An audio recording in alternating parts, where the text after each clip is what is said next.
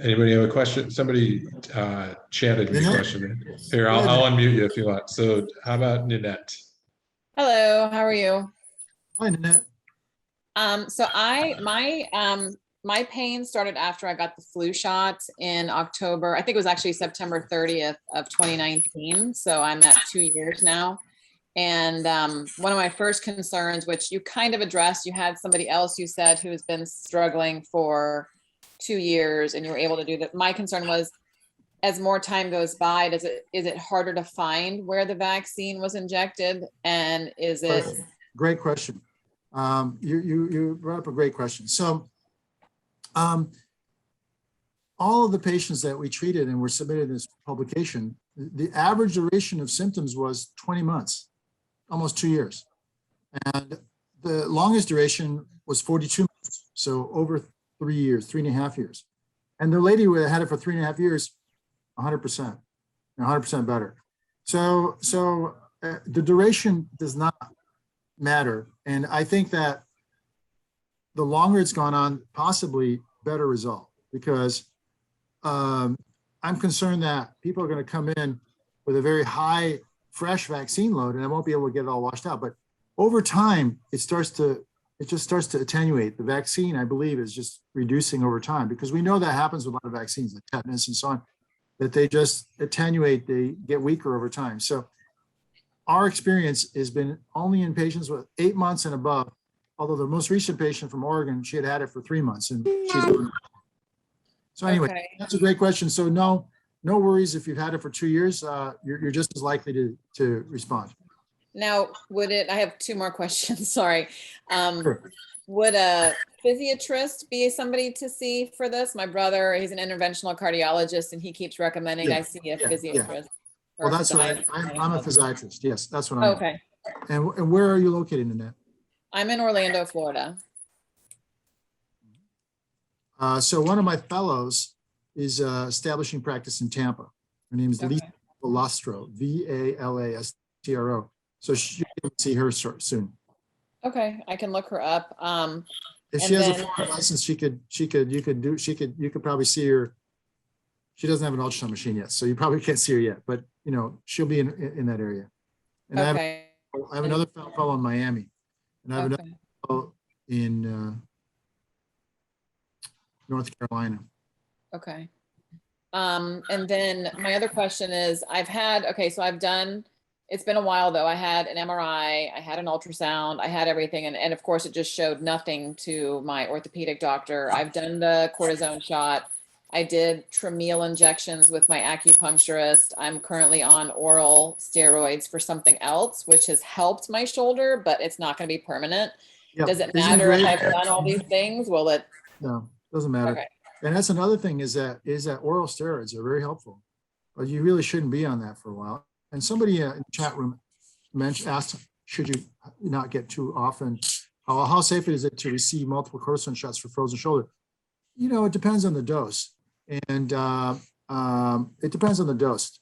And so I would say 40 milligrams up to 3 times is what I would do. I wouldn't do more than 40 milligrams total, more than 3 times. So I wouldn't do more than 120 milligrams a year in the shoulder.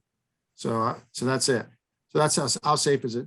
It's reasonably safe at those lower doses, So anyway, that's a good question. And regarding your prednisone, yeah, sure. Once you get off the prednisone, it's going to start hurting again.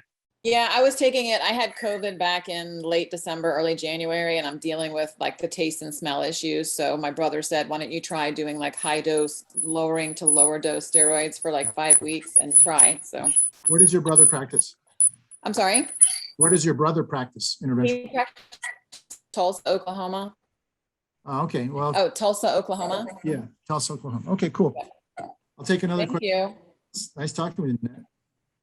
I have a question, if that's okay.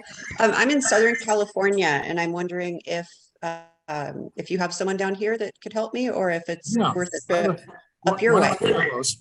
One of my fellows, every year I have three fellows who come train with me. One of my fellows' names is Navid Natanzi, Natanzi. He's in Sherman Oaks. Navid, okay. Naveed Natanzi, Natanzi. And he would be very good at, doing the ultrasound and all that. And he hasn't done this procedure yet. So I've only done 17 and he hasn't done any yet. So. Well, I'm happy to be his guinea pig. I just want relief. That's all I care about. But you can be his guinea pig. But of course, we're happy to see you in Napa. You could just fly in and drink some wine and have a good time here too. Sounds good. I may call your office. I appreciate it. But I'm not trying to sell my services. Not at all. I mean, but if you're just a hop, skip, and jump, Well, and I went to an orthopedic surgeon for this, and all he's done is X-ray it, and then he did give me a cortisone shot into the bursa. But he's like, well, I know how to get there. We don't need to do ultrasound, and Yeah, well, he's correct. For Yeah. the subacromial bursa, whether you use ultrasound or no ultrasound, the blind injections are just as good as not blind for the subacromial bursa. But if you want to get in a specific tendon, like the teres minor or the infraspinatus, you need ultrasound to be able to, go 1 millimeter this way and 1 millimeter that way. You need that for those specific things.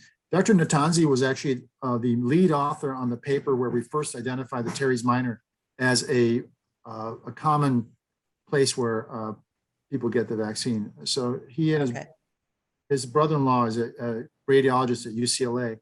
But he's the most familiar of all my fellows with Sirva. So you can definitely go see him, Dr. Natanzi, Natanzi. Okay, perfect. Yeah, because mine's frozen and it doesn't rotate. So yeah, so you need a shot, not in the bursa, but in the glenohumeral joint. Awesome. Thank you very much. Appreciate it. Karen. So I got the Pneumovax vaccine on July 30th. Of this year, and it was fine for about 3 hours, and then I had pain like I've never felt before in my life. I didn't sleep for a week. I saw the orthopedic surgeon that my primary care recommended. I saw his PA, and she said, I think this is reactive bursitis, and she gave me a prescription. I went for physical therapy for 6 weeks, twice a week. And I am meticulous about doing the exercises here at home. My range of motion has gotten markedly better, but I'm still in a fair amount of pain. It is, there's no doubt in my mind that it's getting better. It's getting better very, very slowly. Karen, do you have a sleeveless top off? Would you mind if you take your sweater off? You can. Yeah. Show us. So this is extremely painful for me to. I am. And also lower your monitor down so we can see your shoulder more. There you go. That's perfect. Now turn your body, and so that your shoulder faces the camera. Yep. Now, why don't you show us where does it hurt with one finger? Now use one finger. It's right here. Okay, it's right there. Yeah, and the injection. The injection is up here. Okay, so you're hurting a little lower. I'm hurting right here. Okay. And where's your hand now? Is it in the? I need to know how rotated. Is your left hand in your lap? My left hand is in my lap. Okay. So yeah, that's probably the. Is that the same position your hand was in when you got the shot? I think so. Because if your hand is more rotated now, where you've had the shot and where you're feeling it is different. Because what happens, you don't realize it. On the outside, it looks like it's the same spot, but underneath this deltoid muscle, there's all this rotation that's happening. When you do this and this, all the rotator cuff is rotating. So I dropped my arm, into my lap, and the pharmacist who gave me the injection said, I'm very new at this. And I was like, well, best of luck, and she did this. 2 fingers? Right. And so what I heard you say is 4. 4 is better. I actually went on the CDC website, and they were saying that they can tie these things back. It's like a typhoid Mary thing. They can tie this back to a single person who is doing this incorrectly. So I thought that was, and I actually went up to see her, just like you said. Interesting. And I said, I'm not coming here to fight with you or argue with you. I'm telling you that I'm in excruciating pain. And if you're new at this, perhaps you need to get some advice. So now Was she a young person? no, she was, I would say maybe in her 40s. Mhm. But Okay. now I am terrified to get any kind of injection. I want to get my flu shot and I want to get my COVID booster. And I actually called my primary care because I'm going to get my flu shot in my thigh. So one of my Yeah, sounds good. I would get your flu shot in your thigh, but if you do 4 fingers, it should be okay. But yeah, get it in your thigh. So my question for you is, it seems like it's going to be a bigger issue for the COVID booster. That, they're giving these at vaccine centers, and so they're not as likely. Would you think it could cause any more injury here to have a vaccine that went in correctly? Karen, which vaccine was it? Pneumovax, right? It was Pneumovax. Yeah, but the COVID is very different. It's less likely to cause Sirva because you need cells to make the vaccine. Whereas with the the vaccine actually was given into your rotator cuff potentially. So anyway, I wouldn't. I would get your vaccine in your thigh and don't worry about it. Well, what about my COVID shot? Would you? Talking about your COVID shot. Yeah, your COVID shot. I would get it in your thigh. Okay, I have to figure out. And just get the Pfizer or the Moderna. Which have you not had either of them? Pfizer. Have you had one? 2. You've had 2 Pfizers. So you're talking about the booster then. Right. Yeah. So just if the Pfizer vaccines, whoever gave you the Pfizers, it sounds like they did a good job because you didn't have any issues with it. So a third one will be fine. And just it sounds like the people that were doing the Pfizer vaccine, they knew what they're doing. So if you want to be safe, just do 4 fingers. I did. And you don't think that it could exacerbate this pain? Sure, if they shoot you in the wrong spot, yeah, it can exacerbate it. You have a double whammy. Yeah, I'm not doing So then that. just use your thigh or use your another shoulder. Right. Well, I was a little afraid because I'm right-handed, so I was very reluctant. And I'm I can relate to that. It's funny. I went to get my vaccine booster from the medical director of our hospital, and she's a doctor, and so I go into her office. I take my shirt off and whatever.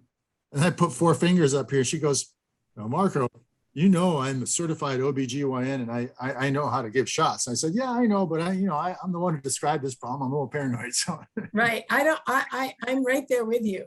So anyway, my last question, because I'm sure other people have questions, if the physical therapy helped with my range of motion and I am gradually getting better pain-wise, the hardest thing for me is getting in and out of my running bra.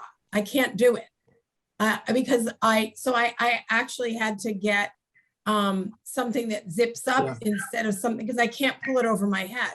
But I can sleep. I can put some weight on it. how far can you go up? Well, that's pretty good.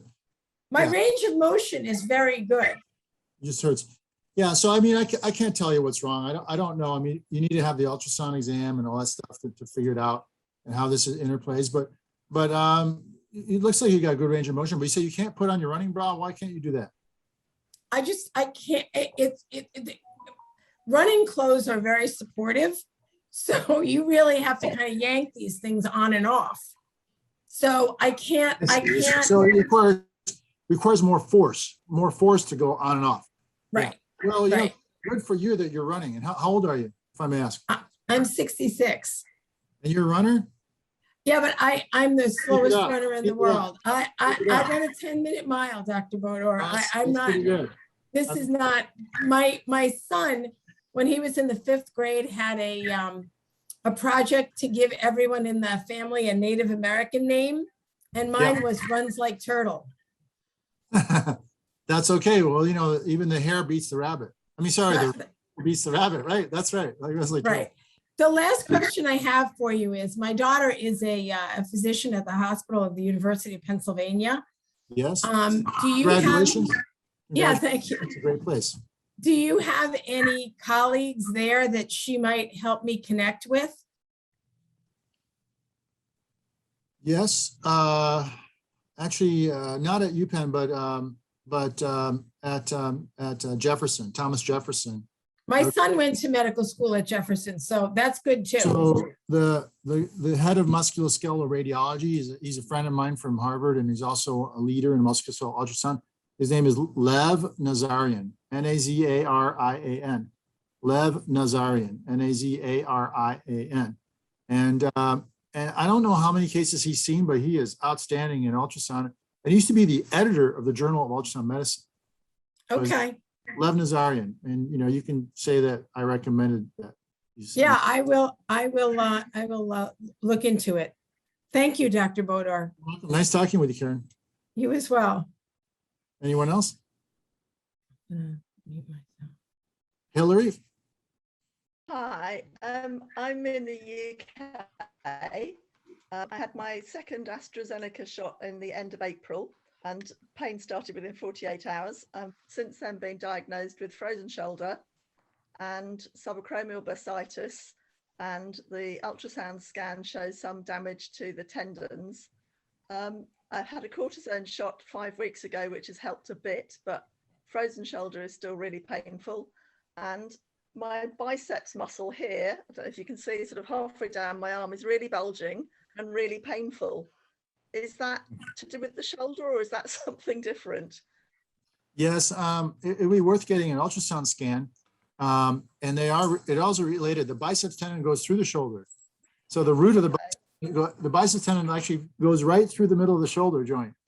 So yeah, they're all related. So I would definitely go see a consultant who specializes in musculoskeletal ultrasound. I'm sure, are you in London? No, right down in Cornwall in the southwest of England. Okay. There is a society called the Musculoskeletal Ultrasound Society, or the European Society of Skeletal Radiology. I'll have to look it up. I have to see who's from England. Okay, that would be great. That was there was a guy by the name of Chris O'Connor, and he was somewhere there. And let me just see. I'm going to look it up. But I would say what you need is before you see them, even you could have an injection into the joint itself called a glenohumeral joint injection. That would help your frozen shoulder, because a simple cortisone shot that a family practice doctor does is usually into the bursa, and anybody can do that. But getting the joint itself, the glenohumeral joint, is only 1 out of 10 doctors that do shoulder injections can do that. So it's a completely different type of thing. Okay, thank you. So ESSR, I'm gonna look it up. European Society for Skeletal Radiology. I'm just gonna see who is in England. I'd have to look it up. I don't think I can look it up so quickly, but there was a guy by the name of Chris O'Connor, and he was in England. So. Okay, thank you very much. I shall do some research and try and find him. Yeah, my pleasure. And a glenohumeral joint injection. Who do you know in North Carolina? North Carolina, there's one of my in Charlotte. Okay. There's a John. There's a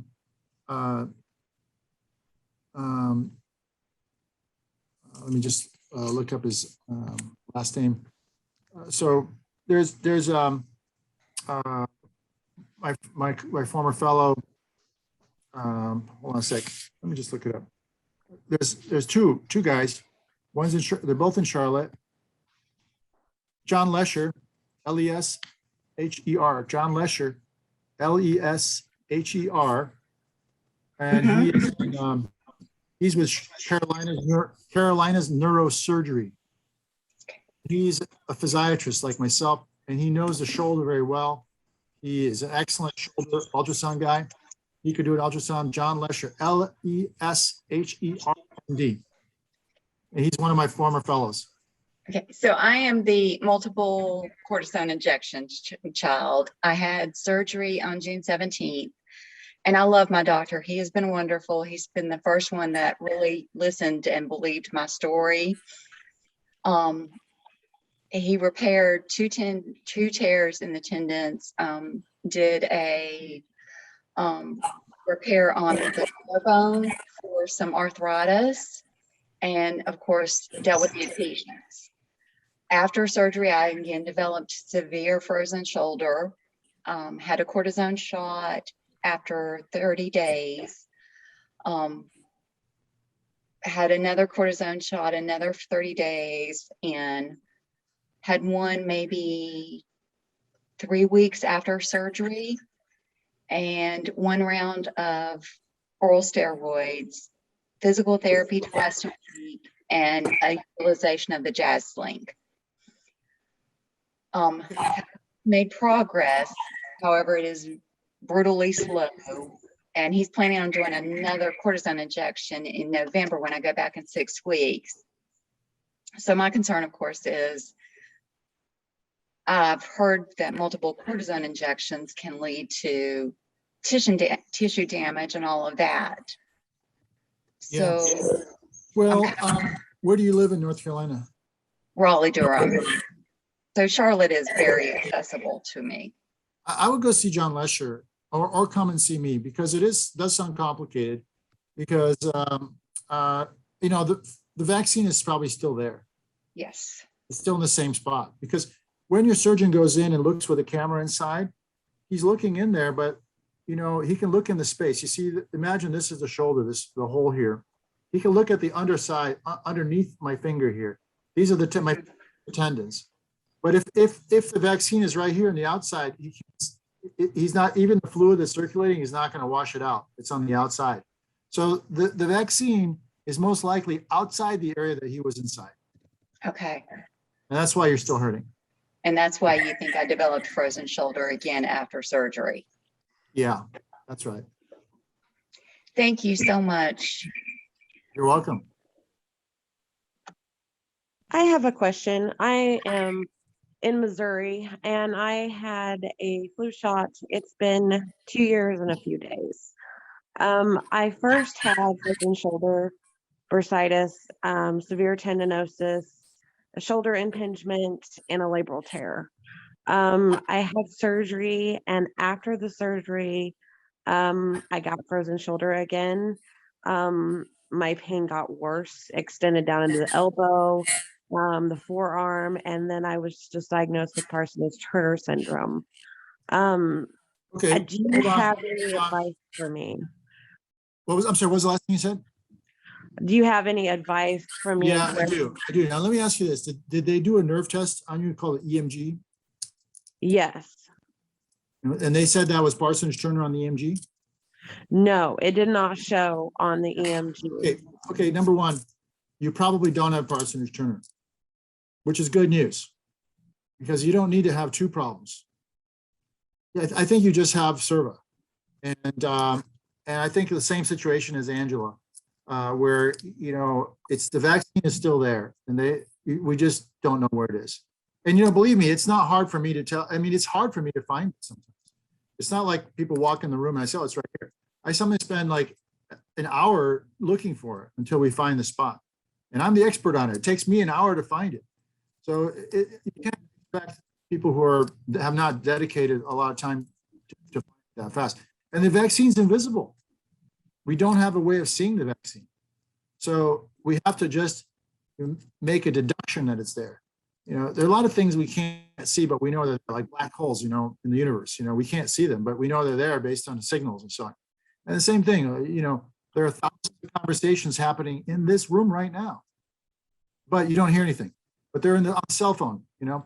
So there's a lot of things you can't see, but you know that they're there, you know, different tests that we do and so forth. And so you have a problem, but it's just not visible right now. But you'd have to get a very careful ultrasound examination and might be able to figure it out. Given the chronic pain that you have, it's going to be hard. It's going to be hard for me to do it, let alone somebody who's less experienced. So, but where are you located? I'm in Missouri. Yeah, I don't know of anybody offhand in Missouri. St. Louis, how far are you from St. Louis? About 3 hours.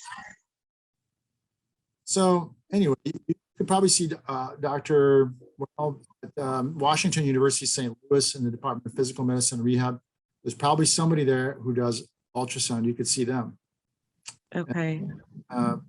But in that case, I mean, you could just fly to see me because you'll probably go see them. They'll evaluate you, and then maybe they'll do a scan. Maybe so. It's going to be kind of hard. Can I just add something to that?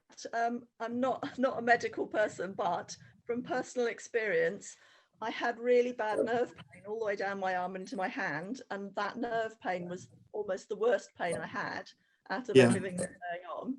And after the injection into the bursa, that nerve pain went. So I'm just wondering whether the other lady perhaps has a trapped nerve. Like my doctor said it was a trapped nerve. You realize that all pain is nerve pain because all pain travels through nerves.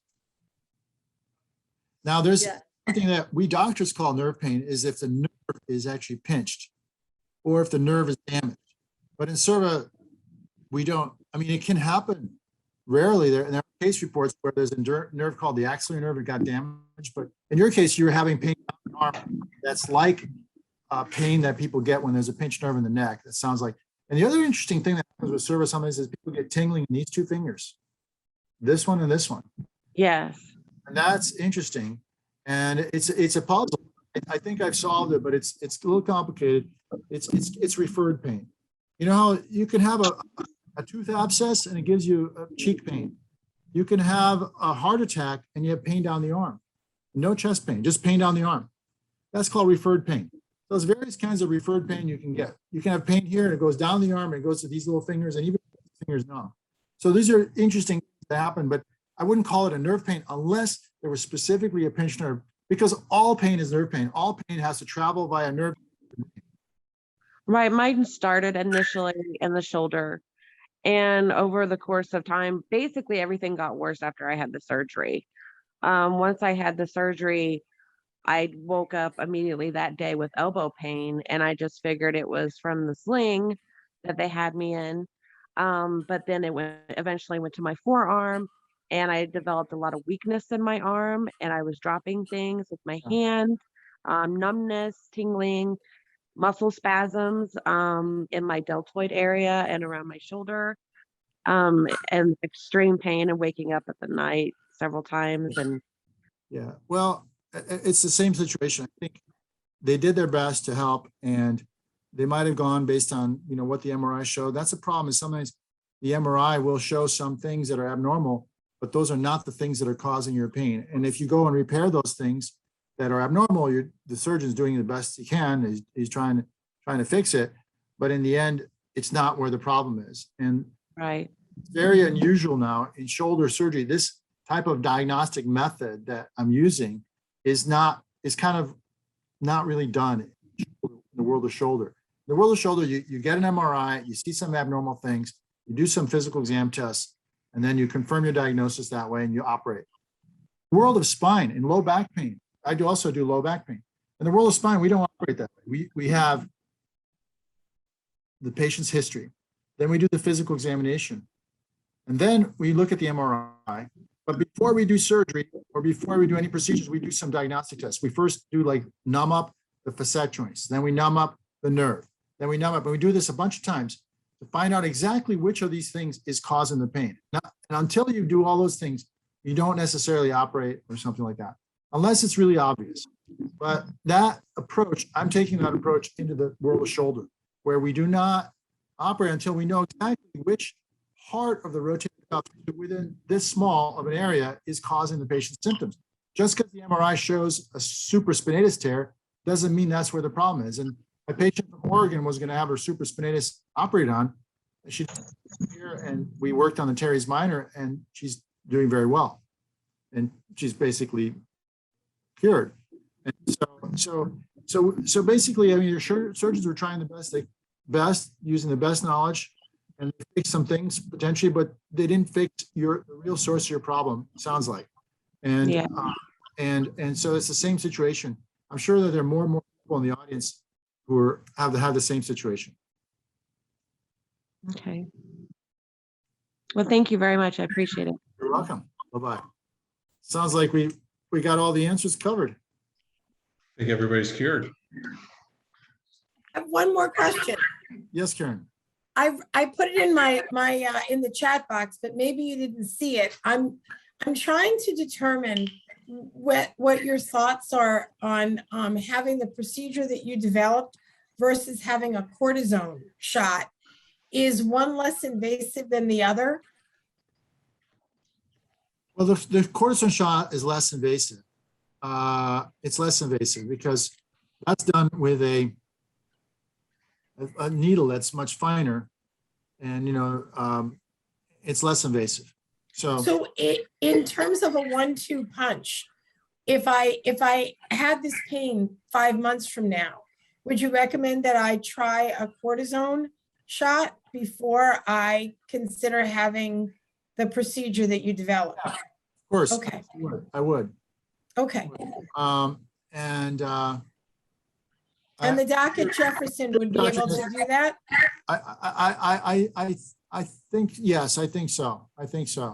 Yeah, I know he does a lot of procedures, and you just have to call in advance and just make sure that he could also give you a shot, or you'd have to find out. I don't know if he needs he only does shots by prescription. Like if the family doctor says, please do a diagnostic exam and a shot.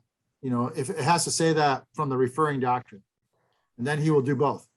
That's how radiologists work. They usually don't take the initiative themselves. They usually say, we only do what we're instructed to do. If you instruct me to do an exam, I'll do the exam. If you instruct me to do an exam and do a little treatment, I will do that. But he won't take the initiative. That's how radiologists are like consultants. So you'd have to just. He's not a physiatrist. He's a radiologist. He's an interventional musculoskeletal radiologist, but he does exactly the same stuff that I do, except he doesn't do this procedure yet. Actually, he may be doing this in the elbow, but I'm not aware that he's doing it up here. But we overlap in this regard. We overlap a lot, but he hasn't kind of developed a personal interest in Sirva yet. But he's got a personal interest in a whole lot of things that are in the shoulder and musculoskeletal wise that I don't necessarily have. And so there's a tremendous amount of overlap, and he's published over 100 papers on various different musculoskeletal ultrasound. Okay. Hello. Yes, Jonathan. Yes. Hi. How are you? Yeah, I had my first Pfizer shot, and then my second Pfizer shot is when I started having pain back in April. Okay, I've been going to an orthopedic surgeon here. They gave me an inflammatory first in there. They did an MRI. They saw that there was a bicep tendinosis that they said that was in my shoulder. So he gave me, I ended up with an additional 2 cortisone shots. The third one he put directly in my bicep. That worked for about a month. And now the pain's back again, and it's even a little bit more. Where's your pain, Jonathan?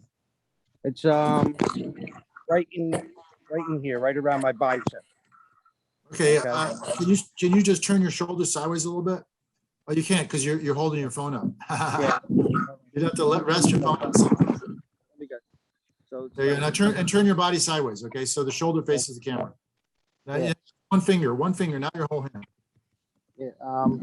It's more when I'm moving it, then I feel the pain up towards my shoulder area. Find the spot and then let us show it to us. Okay.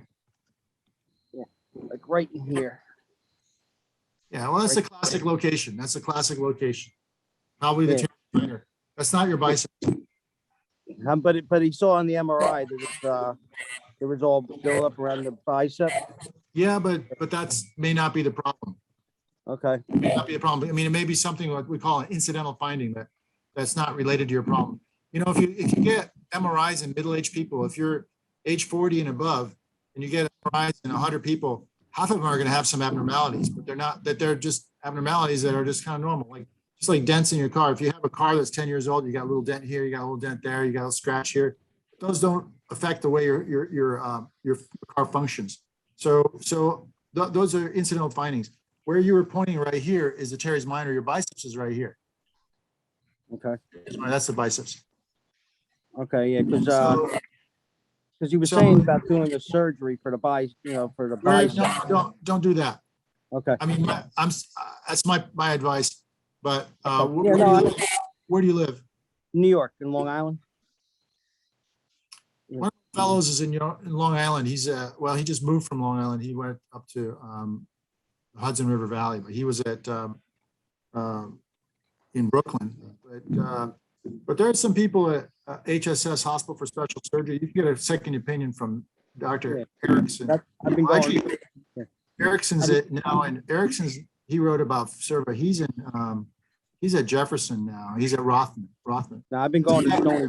John Kirshner, Kirschner at Hospital for Special Surgery. He's a physiatrist. John Kirshner, Kirschner. He's at Hospital for Special Surgery in New York. And you know, I would give maybe a second opinion. You can have John give me a call when you see him. Okay, no problem. Yeah, because I've been going to Stony. I wouldn't operate on the biceps because your biceps is right here and your problem is here. And your surgeon is going based on the MRI. He wants to help you. And this thing, because the problem is kind of all over the place. And he's trying to help, but he sees that the biceps is abnormal in the MRI, and he's going to go after that. But what if your problem is invisible? It's actually in the teres minor, which is where you're pointing is. Teres minor is right there. Okay. But it may not show up on the MRI. The other thing is on the MRI, a lot of times at the teres minor insertion, it lights up as a little bit of a white area. But the radiologist and the surgeon say, oh, we see that all the time. And it's not the problem, but it actually is a problem. And that's what we're noticing is that it's called a non-specific thing. It's like having a dent in your windshield. They say, well, those happen all the time. You know, they got a dent here, got there. What if the dent is always in the exact same spot? Like you drive to a particular place. Every time you drive to this particular place, you get a new dent on your windshield. It's always in the same spot. You think that's just a coincidence? It's always in the same spot, or there's something going on? So it's always, the MRI, it often shows that there's something abnormal right at the teres minor insertion. Although they probably think, oh, that's probably nothing, but it probably is something. So that's what we sometimes see. But anyway, see John Kirshner. Yeah, and also the other question was that, I mean, because he told me I can hold off on the surgery, you know, which, you know, I'm going to do. I wasn't going to plan on doing it. But he said, if you ever need a cortisone shot, you know, you can always come in and get another one. But I'm also a diabetic. So, I mean, I don't know. Yeah, no, that's right. It's not favorable to you. So you need to have something done. And if you want to come to Napa virtually, if you want to send your MRI to me, or send it via internet to me, that means you're coming to me. I'm happy to look at your MRI. Okay. A Zoom call. Okay. So you'll be coming to me virtually. Okay. Excellent. Thank you. You're welcome. Anyone else? Mary's got a question. From London. From London. Yeah, the pain I have, it starts at the top of my neck here, and Yes. it goes back to the shoulder. It goes to the back of the shoulder here, and then down the forearm. And I haven't got much mobility in this arm at all. As soon as I get as far as there. Make sure you lead with the thumb. Make sure your thumb when you're going up that you lead with. Don't have your thumb down or across. Yeah. Right. So you've got either a frozen shoulder or impingement. Right. And the pain in the neck is normal with that because you're using your trapezius muscles to substitute for the lack of movement here. So you're trying to go like this rather than going like this. And would that be caused by having the vaccine floating around somewhere? Yeah, it would be, right? With frozen shoulder and stuff. Yeah. Yeah. Okay. Thank you. Yeah, and I'm happy to do a virtual. You can fly to see me too. All right. And we can do. I've had an MRI and they didn't show anything much. They just said it had. Don't show anything because they might not have been looking at the right spot. But if we get the spot, it might be positive. I might see it. Okay. Thank you. Thanks. You're welcome. Anybody else? All right. Dr. Bodor, man, thank you. You went above and beyond. Thank you. Beyond, I think, what anyone could have. Okay, well, it was a pleasure to get to know all of you. I'm sorry to hear you're all suffering. I wish I wish you wouldn't have to have this problem, but anyway, the good news is that we do have some pretty good solutions now, which we did not have 2 years ago. So it's exciting.